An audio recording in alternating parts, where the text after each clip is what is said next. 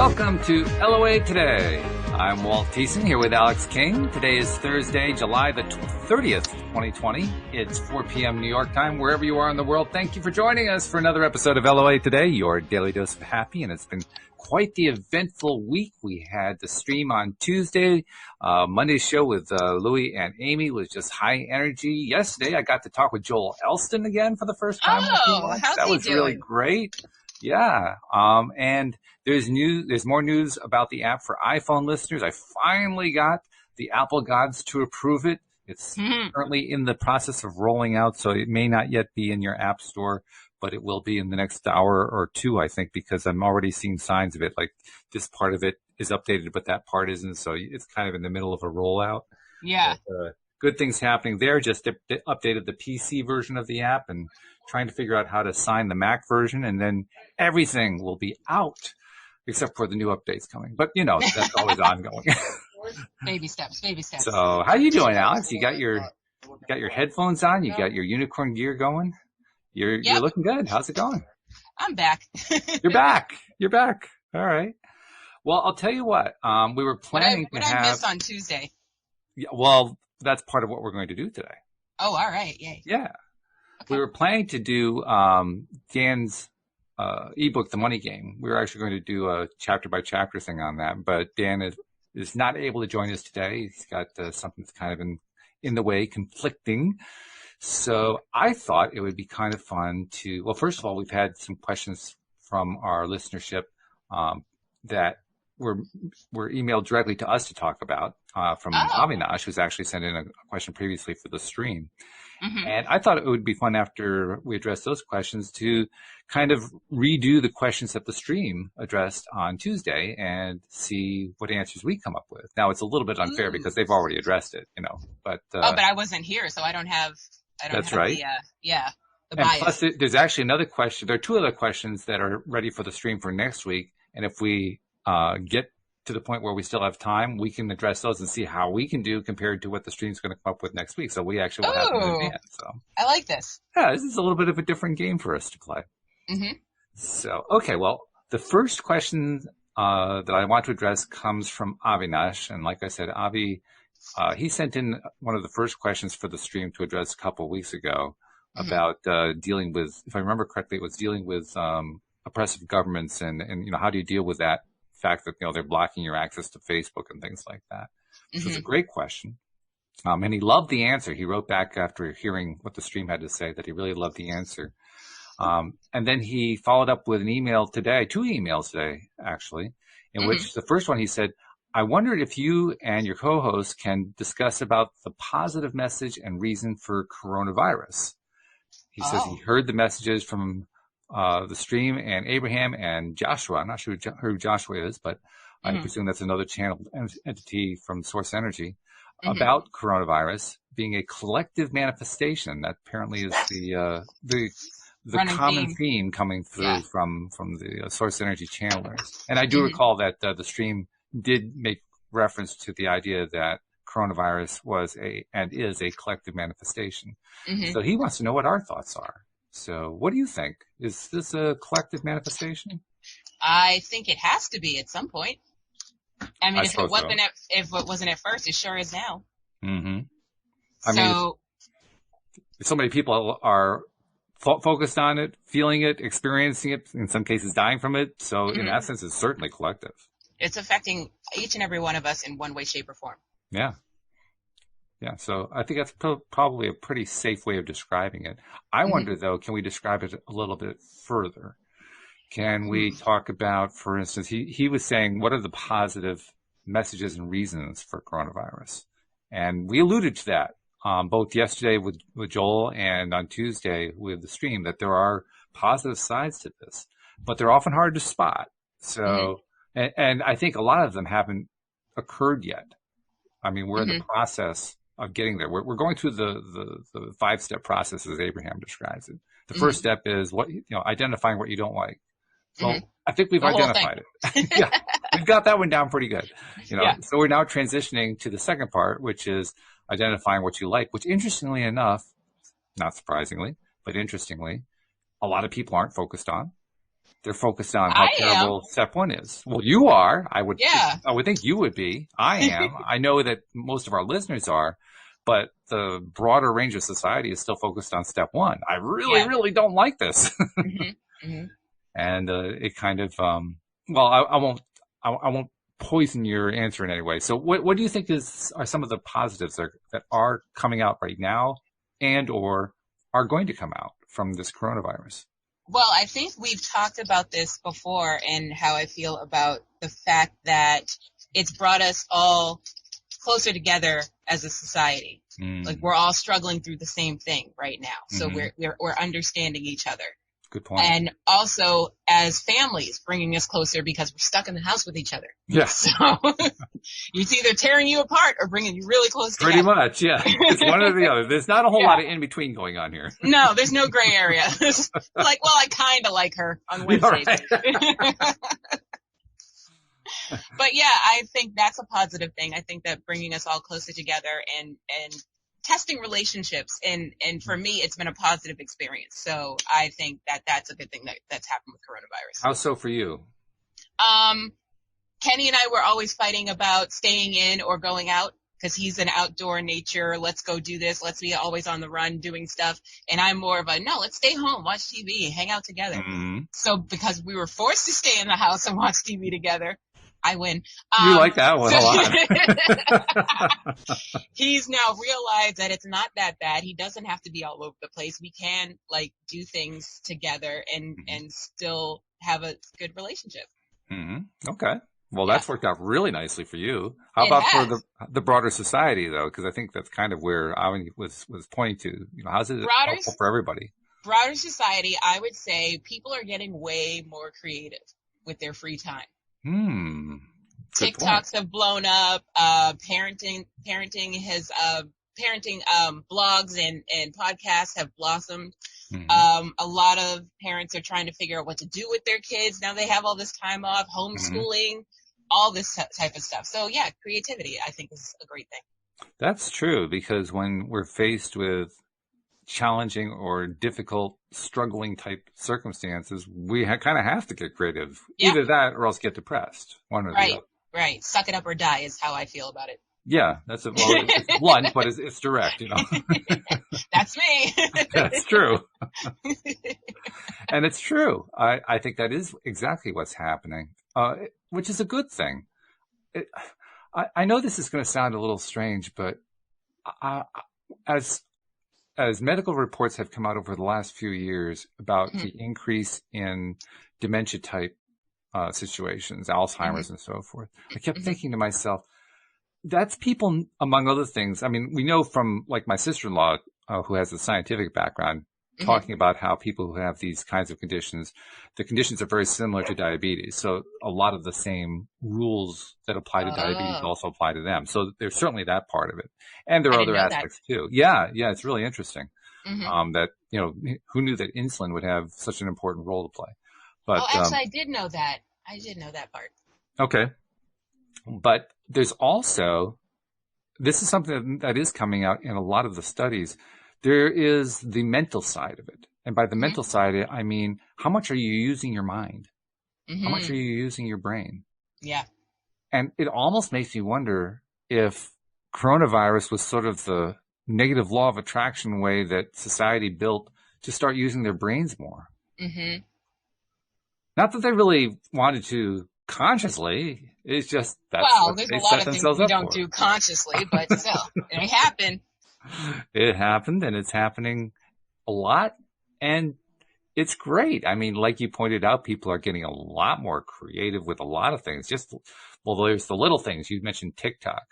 Now, I'm not a TikTok follower, but I know enough about it, partly from talking to you. Thank you for the education.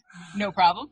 Partly also from my own investigations. I haven't actually opened my TikTok account. I'll probably do that at some point. Oh, please do. I want to see this. Like, I'm dying. I didn't say I was going to contribute anything to it. Nope. You don't have to contribute. You just got to take a look. Okay. You got to see it for yourself. But from what I understand about how much and what people have been contributing, people are kind of going crazy with the creativity on TikTok. Yeah. They're just coming up with wild stuff. Yep. So, the brain cells are firing.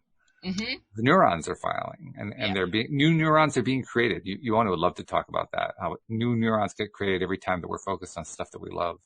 And spending time paying attention to that. Oh, yeah. Yeah. In fact, there's a direct correlation between how we feel and what happens with our neurons. Mm-hmm. When we're feeling good, we create them. When we're feeling lousy, we destroy them.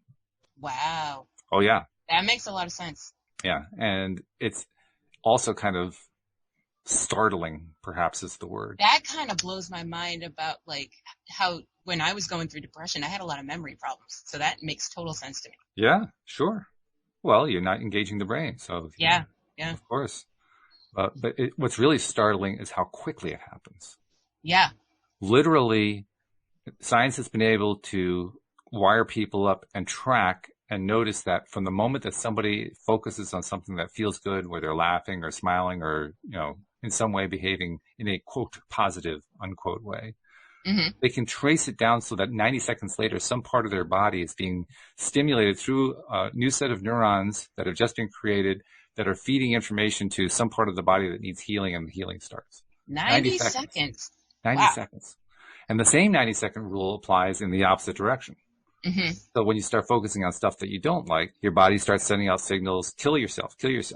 And I don't mean that necessarily as the human being committing suicide. I mean the cells committing suicide, killing the cells off. So it's quick. Now, fortunately, we have trillions of cells. So you focus on depressing stuff, and it's going to take a long, long time before you're going to kill yourself off that way. Right. But the trend is unmistakable, Yeah. And it really does show you want to focus on what feels good. Exactly. It pays. And that's the scientific way of saying you really do want to focus on something good. No kidding. Right. Exactly. Yeah. So, speaking of scientific, this is another thing that was good about coronavirus. Oh? Telehealth. Telehealth? Yes. Talk about that. All my doctor's appointments are from the comfort of my own bed now. So the one reason I did go outside, I don't have to anymore. Don't have to go anymore. Alex is the queen of the familiar zone. She's really good at it. Yes, telehealth, loving it. So I get to do all my doctor's appointments through either Zoom or just regular phone calls. Mm-hmm. Mm-hmm. Yeah, well, Louise had one of those, what was it, about a month and a half ago, something like that. Mm-hmm. And I have to say I was impressed at how long the doctor stayed on with her. I thought that would be a great opportunity to cut it off and make it short, but no, he was drilling deep. He was asking a lot of questions. Yeah. So, okay. Good stuff. All right. I like that. I think there are probably society-wide things that are going on that go along with coronavirus, and that are they aren't necessarily producing positive results that we can see right now. But you can kind of start to see how it's setting up. Now, I have to kind of lay a little bit of groundwork here and say, because of what we do here on the show, I'm feeling good most of the time. So my perspective has gotten really, really positive most of the time. And so I've gotten very good at looking at all this stuff and seeing the silver lining regularly. So that kind of colors it, the analysis of it. But I think it's fair to say, I look around at things that other people are freaking out about, and I'm saying, wow, this is great.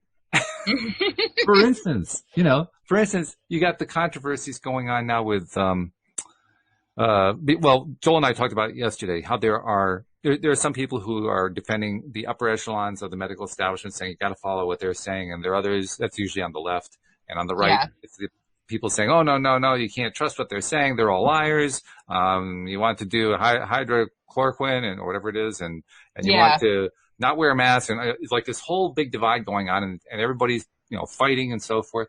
And I'm looking at that and I'm saying to myself, wow, that's really great. Now, that doesn't sound to many people like something that's really great, but from my perspective, that's really great because I know when you have that kind of conflict, that level of conflict going on, you're about to manifest something wonderful. Oh, I see what you're saying. Something great's going to come out of that. And I think if I had to predict, it's going to be something like the medical establishment is going to get shaken up. And we're going to have to start doing a lot of things differently. They're going to have to start thinking about things differently. And that's going to be good. Yeah. That's going to produce good results. The one thing that came directly out of treating coronavirus. Now, clearly this was, from many people's perspective, a not positive, a very negative thing. People were dying when they were being placed on ventilators. Yeah. But the medical establishment had all these protocols in place that said you put them on ventilators. Right. And a lot of doctors said, okay, we'll keep putting them on ventilators, and then people just kept dying. Mm-hmm. Some doctors said, you know what? I have an oath that I took, that Hippocratic oath, that I'm going to not to do harm. This is doing harm. So clearly I have to abandon this protocol if I'm going to be true to myself. So they started abandoning it, and they started experimenting, trying different things out, and getting better and better results. So while it hasn't gotten a whole lot of attention, especially here in the U.S., but I would imagine particularly true also in other parts of the world, the fact is that the death rates are down compared to the infection rates. Right. Now, it doesn't mean that the number of deaths are on the decline overall. They're not. I mean that in comparison to the infection rate, the ratio has shifted. So here in the U.S., I mean, the U.S. is still very much experiencing a coronavirus pandemic. There are a number of parts of the world where it has really calmed down. And here in New England, it has calmed down significantly. But the rest of the U.S. right now is experiencing this massive surge. And yet, when you look at the deaths compared to the infections, it's significantly lower percentage than it was a few months ago. That's because medical science said, you know what, we're not going to follow our protocols. We're going to shift and go with what we're finding out on the fly as we're trying to heal people. And it's paying off because they're learning things. That to me is a positive. Right. Now, we could very easily look at that as a negative. All those people getting sick, all those people dying, all those people's lives coming to an end sooner than perhaps people thought that they should have. Yeah. But that just depends on how you look at it. And I think that's really the key lesson with any of this stuff. How are we going to look at it? We do have the choice at all times, right? That's true. So which choice are we going to make? Are we going to say there's a positive or that there's going to be a negative? Which way is it? I'm going to say it's going to be what I preferred. Well, yeah, that's the way to go about it. Yeah. Can't go wrong with that one, actually. Sure can't. So hopefully that kind of answers Avinash's question. Now, he asked a second question as a follow-up, and I have to admit I didn't expect to hear this one from a listener, but... Oh, boy. Well, it's directed at me. He says, just wondering if you coded the LOA app yourself and if you're a self-taught programmer. And the answer to both questions is yes. I am self-taught, and yes, I programmed it, and it took me about 8 months to learn how to program it. 8 months of well-documented frustration. True. But, I've done web programming since the beginning of the web, so I had at least that going for me. But even there, I was completely self-taught. And I do not recommend people to become self-taught programmers. It was the only thing to do back in the day because we didn't have courses. They just didn't exist. So many of us were just kind of, figuring it out and telling each other. And, kind of the same way that millennials learn how to use a phone, they just taught each other. They just figure it out. And, oh, I figured this part out. This is what you do. The same kind of thing happened among the early programmers. So I'm in that group, but I can say over and over again, there have been many times where I wished I had the formal education because I'm sure it would have made some of my learning so much easier. Probably would have cut you down about 4 months. Oh, at least. At least. Yeah.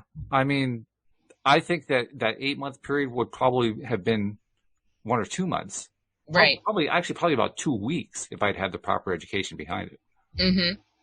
Just because there's a lot of things in the background that you learn when you become a programmer through a well-credentialed, not credentialed, but a well-formed, a well-structured computer educational program. That, you can't, I mean, certainly there's value in learning stuff on your own, but there's tremendous value in a well-structured program. Now, I will say this. I have come to the conclusion that the documentation that's out there, and it's largely put out there for the self-taught programmer, but it's also for the programmers who have been through the educational programs. That documentation is in desperate need of rewriting. It's really, it's in bad shape. Things are changing every day. People should be rewriting things every day. But they don't. Yeah, that's the problem. What happens is they only write it when they absolutely need to. Yeah. And until there's enough pushback, they're not going to do any rewriting. Mm-hmm. And most software doesn't get that high level of pushback. Mm-hmm. In large part because there's so many different kinds of packages out there. They're all competing with each other. So they're all trying to, do the same thing that content creators are doing, trying to get attention. Right. Trying to get people to say, oh, I'm going to use that one. Mm-hmm. So probably the last thing in their minds at that point is, well, we got to increase the documentation. No, the first thing they're thinking about is, what's the latest piece of cool stuff we can add in to make it more interesting to use our software? Right. That's kind of where we're at right now. But that's going to have to shift. And yes. I see that as another positive. Mm-hmm. I see that as another good thing because somewhere somebody's going to come along and decide to make better documentation and better courses, better online courses. The online courses, some are poor, most are fairly decent, but they have holes in them. Yeah. There are very few that have really learned how to teach the way, say, a professional educator would teach. Mm-hmm. And so what usually happens is the people who present these courses present them based on how they themselves would learn, which makes sense. Mm-hmm. That's you teach best what you know, right? Right. But a professional educator knows that there are different people learning different ways, and then they try to find ways to reach all of them, or as many of them as they can. Yeah. And that usually creates a much more well-rounded teaching approach. Well, that's one of the things that the programmers who are teachers online who are trying to teach others how to program, that's something they need to learn more of. It's very clear to me. So many of them, there's like this very large, almost subconscious pattern that goes on now. If you want to understand how something works, the answer will come back, here's the step-by-step on how to do it. Mm-hmm. Problem is, the step-by-step on how to do it is not an answer to the question of how it works.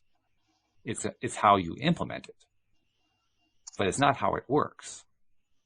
You know what I mean? It's kind of like saying, all right, I want to know how an automobile engine works.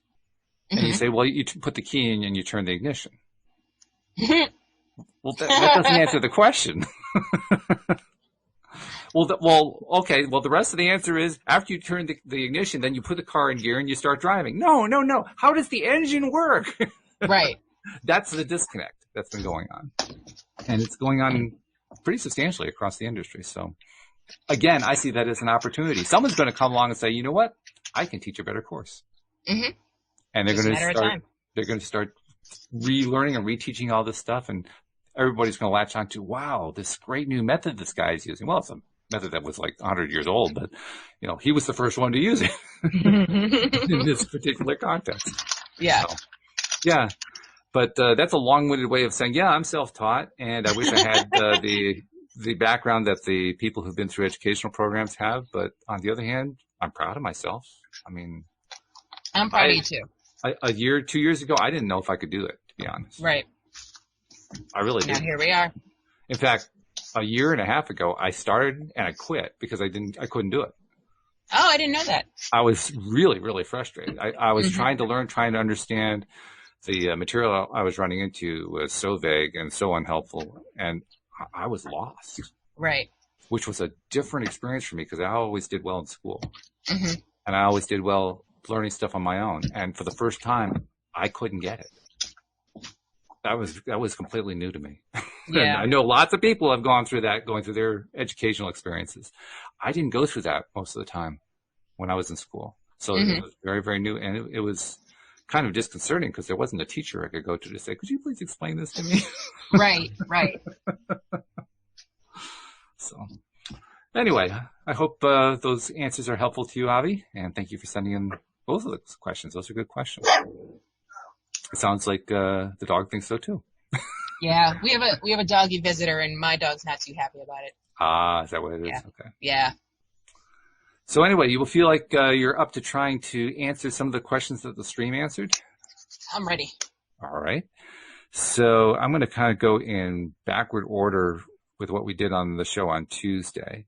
Are you familiar with the concept of grounding or earthing? Yes. You are? Okay. See, both of you and Dan were up on this. I had no idea what it was, so I had to go look it up.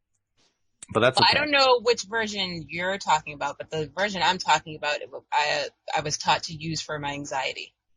Well, sure. Yeah, I could see how it would work for that. It's basically reconnecting yourself with the earth. Yeah. That's essentially what it is for therapeutic purposes. Right. Yeah, exactly. So Laurel had asked the stream, actually she addressed it to Abraham, but obviously Abraham is voiced by Esther Hicks rather than the stream being voiced by David Strickle. But I think I noticed people are confused. Yeah. I'm trying to help unconfuse them. It's important. It's an important. Well, it was your fault because your post was confusing. Was it? Yeah, you were like, "Hey, you ever have a question for Abraham?" Well, I did. Yes. Well, but then the following sentence I thought was going to clear it up. But I guess maybe I went a little far. A lot of people don't click on the article; they just read the title. This is true. So that's where it was confusing. Yeah. Okay. All right.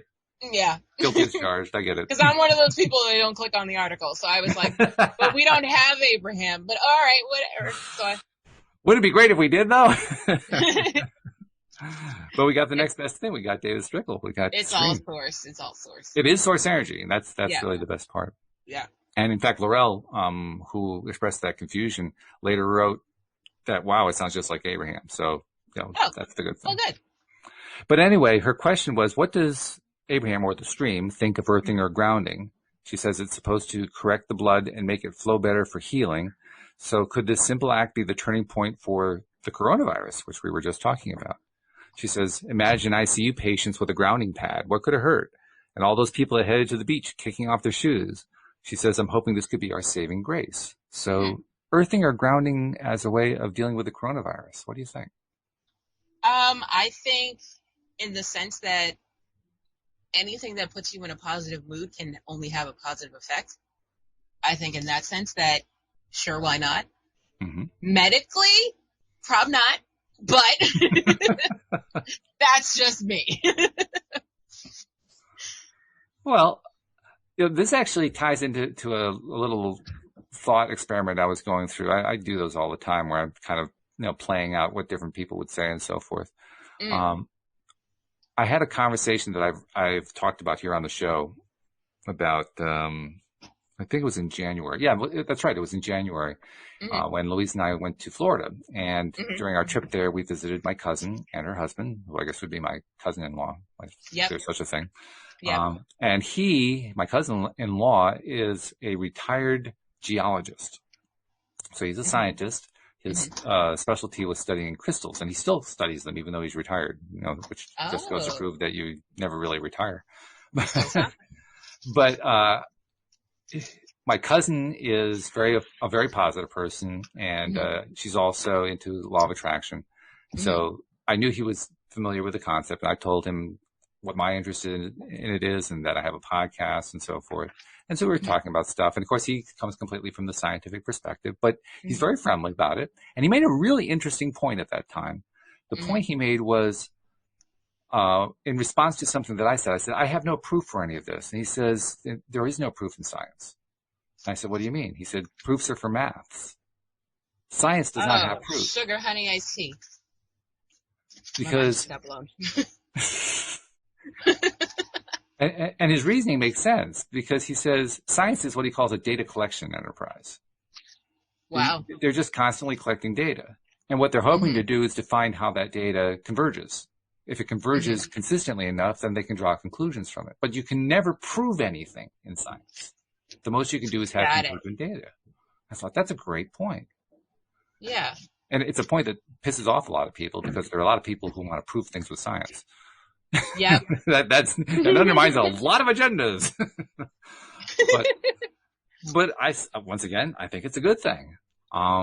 Because when we start thinking about it that way, then we realize science isn't hard and fast. It isn't fixed forever in time. And indeed, the history of science tells us that. One scientific principle after another has been overturned. They thought they had it right, and then they find out, whoops, nope, there was this other thing we didn't think about, and that just completely undermined what we thought was law, So the honest scientist never thinks in terms of scientific laws. He thinks in terms, or she thinks in terms of scientific knowledge, scientific data, what we have been able to scientifically pull together. Right. And when you look at it that way, then something like the experience of various doctors, for instance, experimenting with grounding. Now, I don't know that that's actually happened, but I'm kind of speculating here. If there were that were happening, that would be a way of collecting some data. Could you draw conclusions from it? No, it's not enough data. You have to have enough data. Right. There's that video that came out that the president was all excited about this doctor from here in the U.S., but she's from Africa, and she went on about how she'd been using the hydrochloroquine or whatever it's called. Yeah. And 350 patients she had used it on, and all 350 had recovered. And so forth.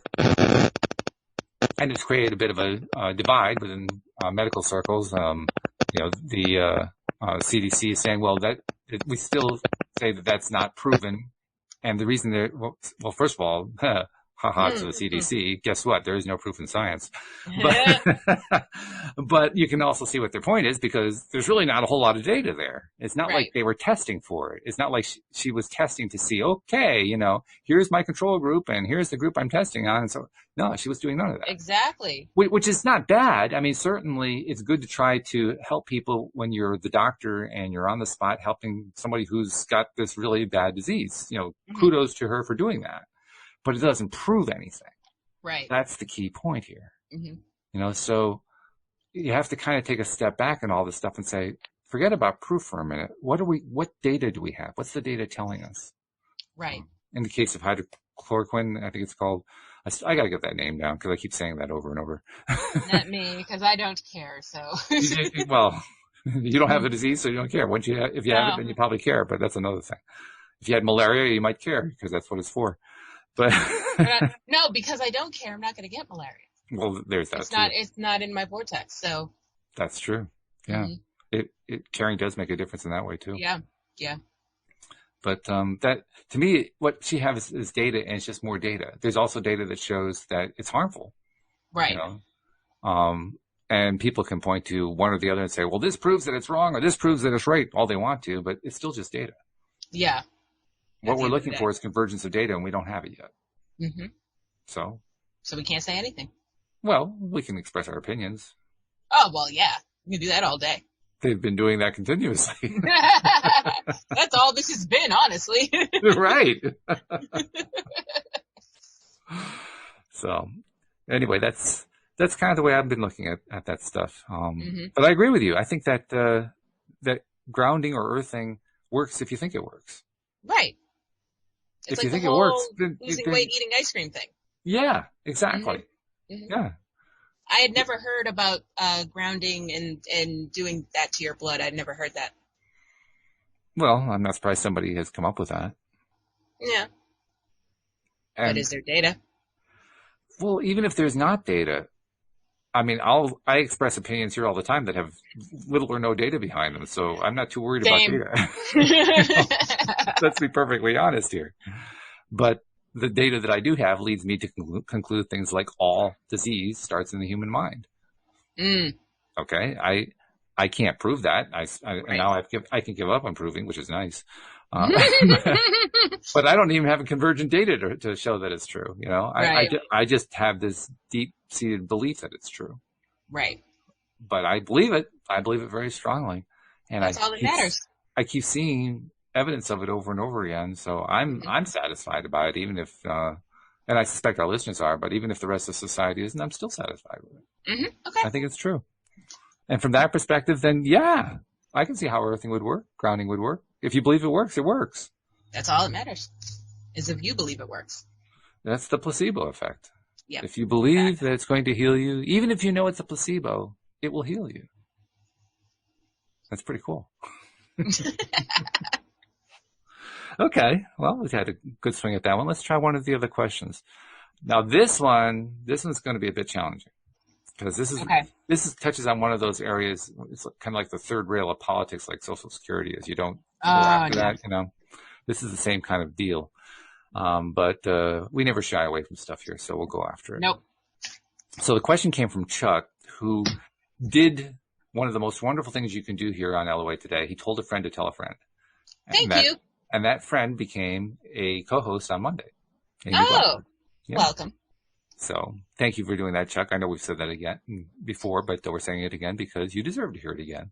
Mm-hmm. And we want to encourage more people to tell a friend to tell a friend. But the question he raised was, he was asking his question in the context of what had happened the previous week.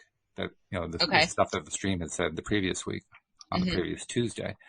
He says, I'm still curious about individuals who come here to live very short lives, like the example of stillborn children.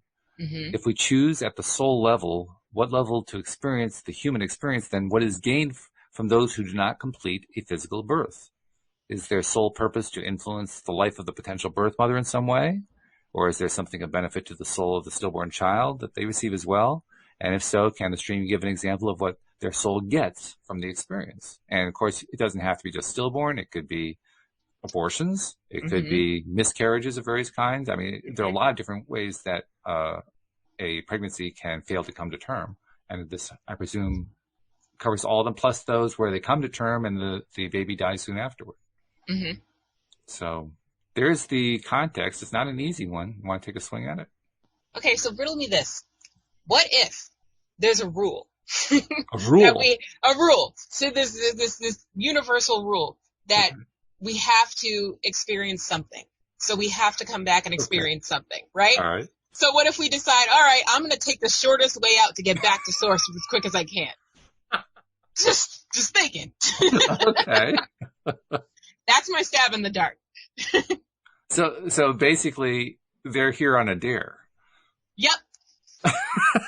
But they don't have time to mess around, so they're like, I'm just going to be a miscarriage, and I'm coming right back. I'll be right back in like 2 months. I don't want to do the whole lifetime thing. That's too much. No. But no, honestly, what if it is, I don't, how do I want to word it?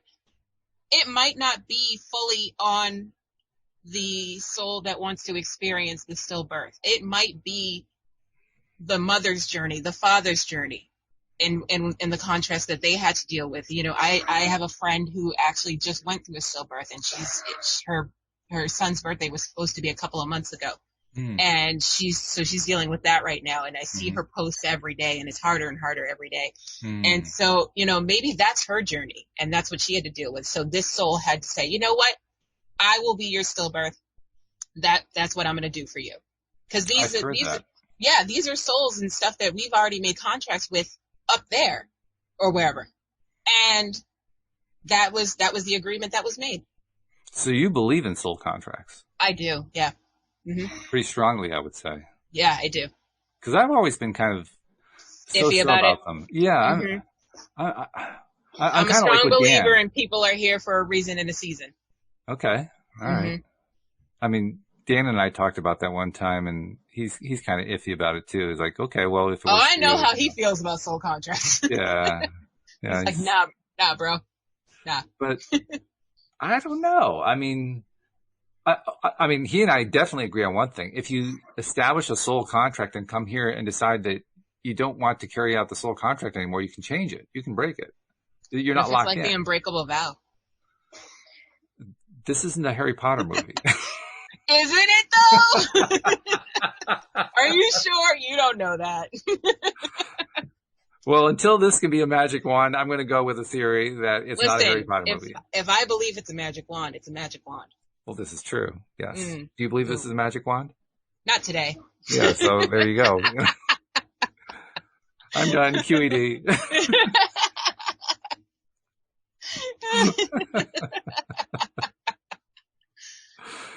Interesting theory, though. The soul contract thing is, it's one of those things I kind of go back and forth on. Like, yeah, well, I can see why people would think that. Mm-hmm. I kind of want to look at it from the perspective of co-creation. Mm-hmm. Like, if we're going to consider this idea of a soul contract as being something that can actually happen, how do I describe that from a vibrational co-creative type position? Mm-hmm. And I think I would describe it like, okay, before I came here, I vibrated in a certain way. I was Mm-hmm. thinking, focusing on stuff in a certain way. And now I'm kind of looking back on that and deciding, well, that was a soul contract. And then I Mm-hmm. come here and I either continue to stay on that vibration or I shift vibration, Mm-hmm. in which case I'm either keeping the contract or I'm breaking it. Mm-hmm. So it all comes down to the same thing. What am I vibrating on? Mm. So I guess I can in that way say, I guess you could call it a soul contract. I think I'd call it a soul intention rather than a contract. Yeah, contract seems kind of firm. Yeah, it sounds like something that, they drag you into court and, sue you if it doesn't work out or something. Yeah. That sounds a little bit harsh to me, but A little bit. soul intention? Okay. I can Yeah. see soul intention. All right. I like that That better, was a little actually. better. Mm-hmm. Yeah. And the nice thing about an intention is if you decide you don't like where it's going, you can change intentions. Yeah. Which is the main point that we make on the show over and over again every time. Mm-hmm. So it's up to us. We get to decide what we're going to respond to an event with. Right. We get to decide how we're going to respond to everything. Mm-hmm. So why not with our soul intentions? Mm-hmm. Okay. Well, then let's see if we can take on another question for the stream. Oh, well, Louis asked this question. This was fun, I thought. Now, I don't know if you heard the episode that he was on where he was just peppering the stream with questions. Yeah, I was there. Were you there for that one? I wasn't sure. I was there for part of it. Yeah. Okay, that's right. Yeah, you and Deanna were both there, and then you both kind of skipped out, and Louis just kept going like a machine. I didn't know that part.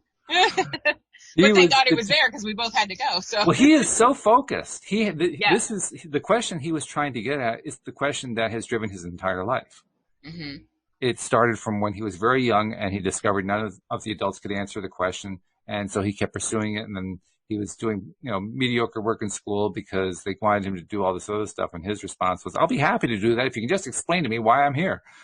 Oh, it's one of those. Yeah, he had to get that figured out. And he has made, obviously he's learned a lot over the years, but he still doesn't have, from his perspective, he doesn't have a completely satisfactory answer yet. So he was peppering the stream on that topic.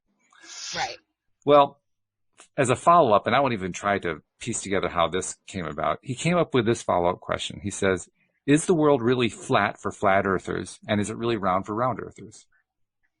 Thank God someone asked that question. Let's talk about it. Hold on, let me hashtag this. So you are actually telling me that you have been wanting somebody to ask this flat earth question for ages. Is that what you're saying? I've been wanting someone to ask me this question. To ask you this question. Oh, okay. All right. Well, then we're going to pretend it was you that was asked by Louis. And Louis, I hope you're tuned in. Okay. She's taking a break. She's got to get her thoughts together. She's been waiting for so long to do this. I'm going to burst. Okay. So, yes, he's right. The earth is flat for people who believe it's flat, and the earth is round for people who believe it's round. Because it's whatever your perception is, that's what makes it true. So, for my perception, the earth is round and everyone's an idiot. Including the other round earthers? No, the round earthers are with me. They're fine. It's the flat earthers that are idiots. The flat earthers are idiots. You can at me. I don't care. But it's whatever helps you sleep at night. And for me, it's knowing that I'm not going to fall off the earth. This is my belief, and welcome to it. And if you don't like it, get out of here. Yep. Peace out, Boy Scout. I don't have time. I think you're right. I think it is a matter of perspective. What is it that you think is true? Mm-hmm. Because we create our own realities. Yes. I mean, the flat earther thing, I don't have a huge amount of interest in it, as evidenced by the fact that I haven't spent a whole lot of time studying it. Yeah, but the little bits I picked up somewhere, like, well, they're creative. I got to give them credit for creativity. Really? They're creative? Well, they find all kinds of different ways of defending the weak points in the flat earth argument. Well, that's with anybody's anything. But that's creativity. True. All right. And I like creativity. Even if I think it's insane. I agree with you. I think it's insane. But that doesn't mean there's no value in it. If the earth was flat, God would be a cat and would have knocked everything off of it by now. Simple. Okay. And since we're all still here, the Earth is round. So once again, we're back to Harry Potter and the photos on the wall with Mr. Filch tilting the frame so that everything falls right out. Yeah, exactly. Like, how do you go on a cruise around the world and not fall off or float into space? Hello? Yeah, you have to have a new phrase for that because it's not around the world anymore. It's across the world. All right, I'm out. Well, I mean, if you're a flat earther, I mean. Yeah. If you're a flat earther, there's no around the world. So you just stop at the equator and go, oh, this is a nice view. Well, that's what's so interesting about their perspective. Because from their perspective, there are no ends to the Earth. I didn't say it was something I agree with. I'm just saying. What? You'll never reach the end of it. There is no end. There are no ends to the Earth. Okay. All right. So are all the planets flat? Now I have questions. Yeah, I'm not sure what their explanation is on the planets. It's probably an illusion. It's my best guess, but I don't know what their explanation is. So what's the moon? And what's gravity if the Earth is flat? I have so many questions now. I need to talk to a flat earther. Someone please write in. Well, Einstein would actually disagree with you about the gravity thing. Mm-hmm. Because he wasn't even sure what gravity was. Okay. I mean, he was trying to identify how gravity interacted with things and how things interacted with gravity. Mm-hmm. But he found that what he thought was true wasn't true. And he spent a good part of his life trying to figure out, well, what is gravity? Mm-hmm. And I don't think he ever satisfied him. I mean, he came up with some answers, but I don't think he ever satisfied himself. Mm-hmm. So, I mean, if Einstein can't do that, I wish you the best of luck. Yeah. Okay. So with the background you have, what are we looking at from space? How is there a horizon if it's flat? Well, I'm a rounder, so, I'm going to tell you. I'm just saying, these are the questions I have for a flat earther. I need one. Yeah, you're going to have to attract one because I can't answer it. I don't have enough background with the flat earth theories to be able to answer the question. But from my perspective, can we call Bill G? I got a feeling. Can we call Bill G? I have a feeling. You think Bill G is a flat earther? It's a possibility. I don't know. I'll be surprised if he is, but I won't rule it out because I don't know for sure. He's got other principles I disagree with, so I feel like then it's got to be this one too. Yeah. Oh, of course. Let's lump them all together. Great logic. I love that. Yeah. Bill will love that one too, I'm sure. He'll give him a good chuckle. Yeah. Well, if you want, I'll follow up. I'll find out from him. Are you a flat earther or a round earther? It'll be a fun answer, I'm sure. That should be the name of the episode. Okay. Here it is. That would get people to write in. Are you a flat earther or a round earther? Okay, I'm writing it down. All right. It's official. And you want to take questions, right? Yes, please. Or information, actually. It's not yes, I want information because I have questions now. So anybody who knows a flat earther, we actually have an address for Alex set up under the LOA Today domain. Yep. So send it to alyx@loatoday.net and it'll get through to Alex. Yep. So right away. Send it. Do it now. I check my emails hourly, so yes, I will respond. She does too. She's really quick. Or hear me out. You can go to the LOA Today app. Look for my smiling face, click on my name, and get me directly. That is even cooler. I like that. Yeah. I'm glad you did that because it's a reminder we have to be basically giving that message out every episode. Yeah. In part because all of the hosts can be reached through that host page. Yes. And in part because we're going to be adding stuff to that host page. Yes. Different ways for people to be reached. Mm-hmm. Multiple ways for people to be reached. Ways. All the ways. All the ways, yeah. So you're right. That's the place to go. So skip the part about Alex at loatoday.net. Go to the app. Go directly to the app. Do not pass go. Do not collect $200. $200. Especially since it's now updating in the iPhone App Store. You want to get that one especially. But I find clicking is easier than typing. So. Mm-hmm. Well, plus also on both iPhones and Androids, you can speak it now too. Snap. It just got real. Okay, you gotta explain that one. Why did it get real just now? Because it's like the app is getting better and better every day. Ah, okay. See, that was So a question worth asking. That was good. Yeah, I exactly. like that. Yeah, it is getting better. It's exciting. Joel didn't know about the app. I'm not surprised. He's not very technologically advanced. Well, plus he hadn't been on since April. That too. You know, I mean, I started seriously working on the app at the end But of that April. shows he's not listening. Well, I already knew that.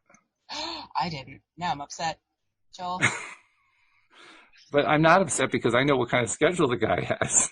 Yeah, but He's out saving the world for people who are, you know, left homeless by their parents who abandoned them. I mean, fine. But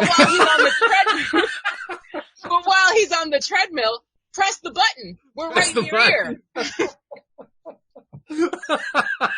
I'm no excuses today. None. I can tell. You're in a tough mood. Fine. Save the world. But when you're done, in your downtime, you got to get your daily dose of happy. So, like, how are you not listening? Are you friended to Joel? I don't remember. I have a lot of friends. If you are, send him a message. I am. I'm just gonna be like, we talked about you on today's episode.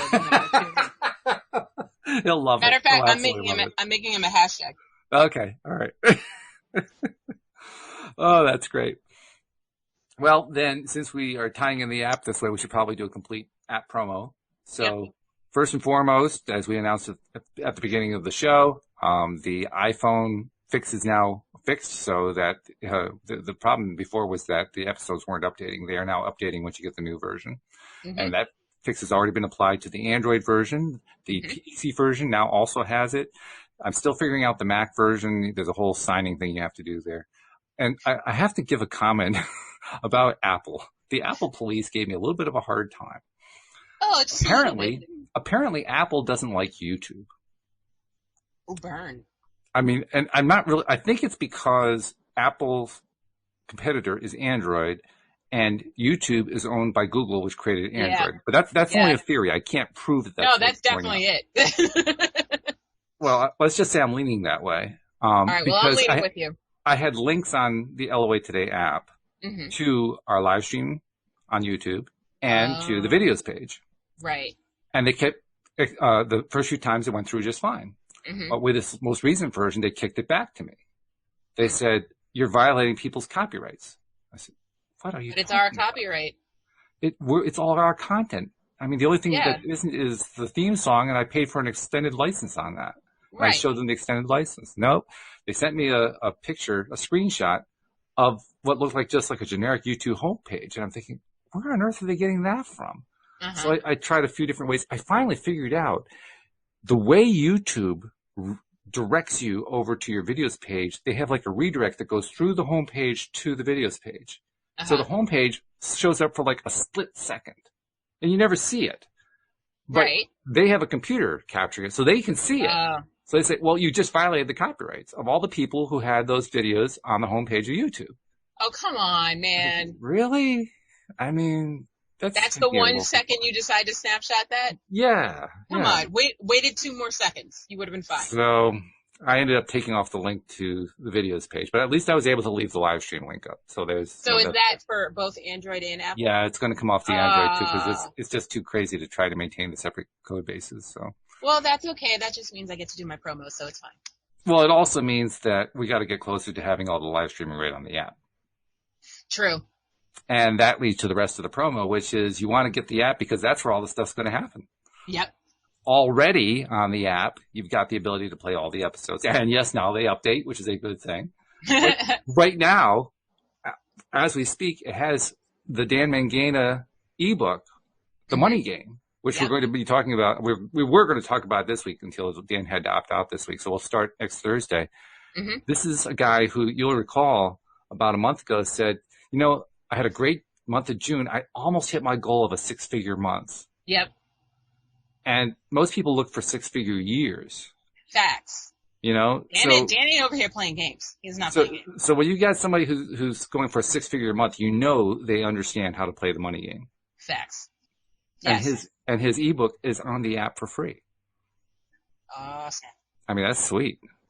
I'm going to have to take a look because I was waiting for the ebook because I'm a lazy reader. I just don't want to read. So I like to listen. Well, there's also Dan's Beyond Intention audio course that's on the LOA Today app. All right. You asked for it, you got it. There we go. So that's another thing that's already on there. I'm currently in the process of adding Cindy Chavez's ebook, and I still haven't memorized the title precisely. I believe it's The Lovely Magician's Guide to Soulmate Success. I think that's what it's called. I feel like it's longer than that. Well, there's also a subtitle. That's just the main title. Okay. All right. Yeah. I haven't learned the rest of it. I still have to memorize it. One step at a time. But I have, it's actually on the PC version.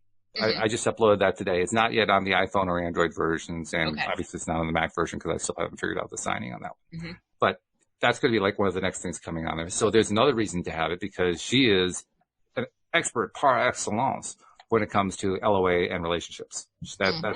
That's her bailiwick. That's what she does really, really well. I'm on my way. There you go. So lots of reasons to get the app. Yep. That's my point. And they're going to keep increasing. Yes. I already have commitments from Linda Armstrong and from the stream. They're going to provide guided meditations. Okay. You like audio stuff? There's more audio stuff that's going to be on there. Yep.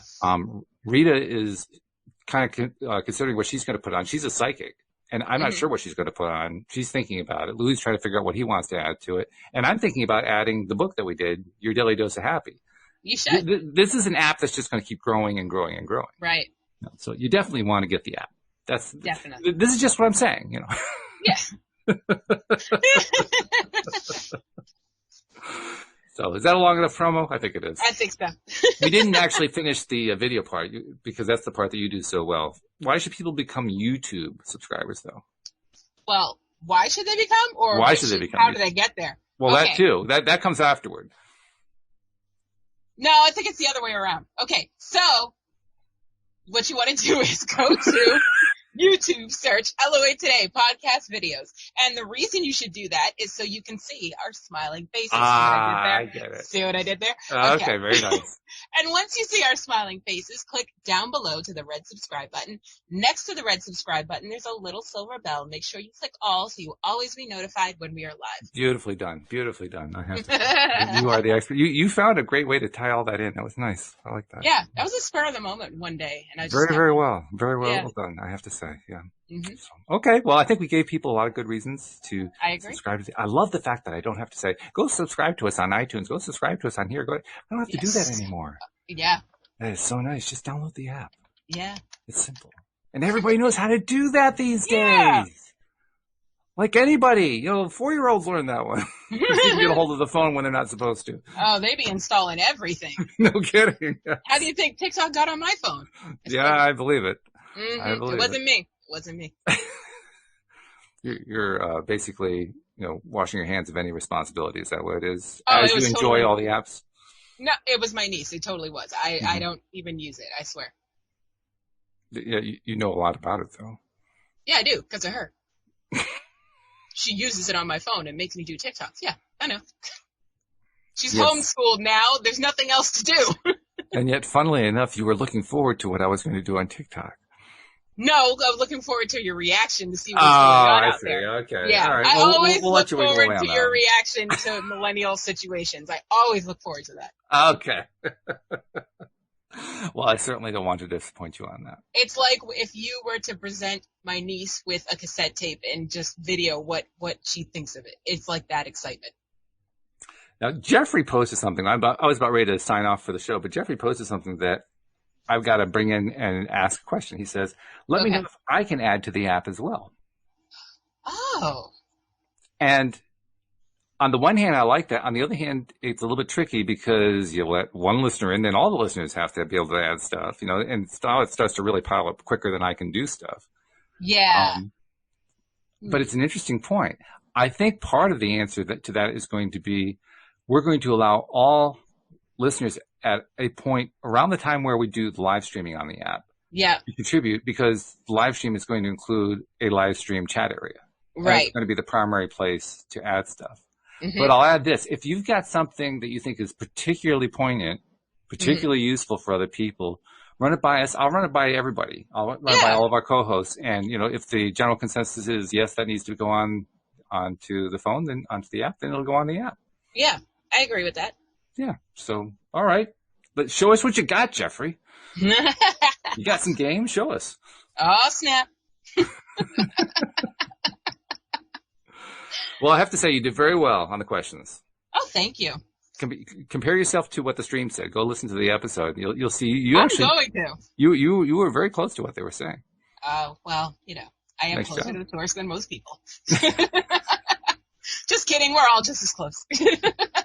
And you have no qualms about telling everybody, which I really like. I have no qualms about much. That's true. I have no qualms about qualms. All right. Well, that's a good place to leave it. But thank you very much for all of those great insights. We appreciate it. Thank you, Jeffrey, for the suggestion. That's something to look forward to. And especially thank you to our podcast listeners as well. We'll see you all next time here on LOA Today. Goodbye, everybody.